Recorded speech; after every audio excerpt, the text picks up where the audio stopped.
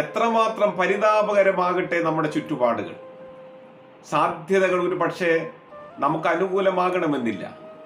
എന്നാൽ നമുക്ക് അനുകൂലമായിരിക്കുന്ന ജീവിതത്തിൻ്റെ സാഹചര്യങ്ങളെ സൃഷ്ടിച്ചെടുക്കാൻ താല്പര്യവും പരിശ്രമവും ഉണ്ടാവുക എന്നുള്ളത് വളരെ പ്രധാനപ്പെട്ട ഒരു കാര്യമാണ്. തോമസ് എഡിസൺ തൻ്റെ ജീവിതത്തിലൂടെ വെളിപ്പെടുത്തുന്നത് ജീവിതത്തിൽ നിതാന്തമായ പരിശ്രമങ്ങൾ കാത്തു സൂക്ഷിക്കാനായിട്ട് സാധിക്കുക, ജീവിതത്തിൽ സ്വപ്നങ്ങളെ കാത്തു സൂക്ഷിക്കുക.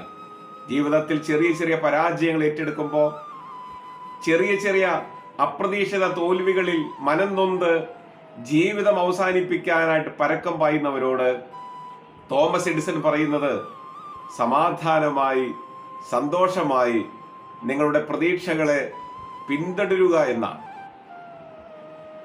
നിങ്ങളുടെ ലക്ഷ്യപ്രാപ്തിക്ക് വേണ്ടി അഹോരാത്രം പ്രയത്നിച്ചുകൊണ്ടിരിക്കുക.